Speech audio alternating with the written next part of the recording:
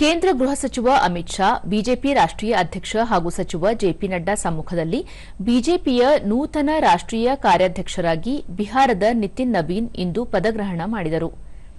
ಈ ವೇಳೆ ಬಿಜೆಪಿ ಹಿರಿಯ ನಾಯಕರು ನಿತಿನ್ ನಬೀನ್ ಅವರನ್ನು ಅಭಿನಂದಿಸಿದರು. ಇದಕ್ಕೂ ಮುನ್ನ ಕಾರ್ಯಾಧ್ಯಕ್ಷರಾಗಿ ನೇಮಕಗೊಂಡ ಬಳಿಕ ಇದೇ ಮೊದಲ ಬಾರಿಗೆ ದೆಹಲಿಯ ಮುಖ್ಯ ಕಚೇರಿಗೆ ಆಗಮಿಸಿದ ನಿತಿನ್ ನಬೀನ್ ಅವರಿಗೆ ಭವ್ಯ ಸ್ವಾಗತ ನೀಡಲಾಯಿತು. ಈ ವೇಳೆ ಅವರು ಪಕ್ಷದ ಕಚೇರಿಯಲ್ಲಿರುವ ಡಾ ಶ್ಯಾಮಪ್ರಸಾದ್ ಮುಖರ್ಜಿ ಮತ್ತು ಪಂಡಿತ್ ದೀನ್ ದಯಾಳ್ ಉಪಾಧ್ಯಾಯ ಅವರ ಪ್ರತಿಮೆಗೆ ಪುಷ್ಪನಮನ ಸಲ್ಲಿಸಿದರು.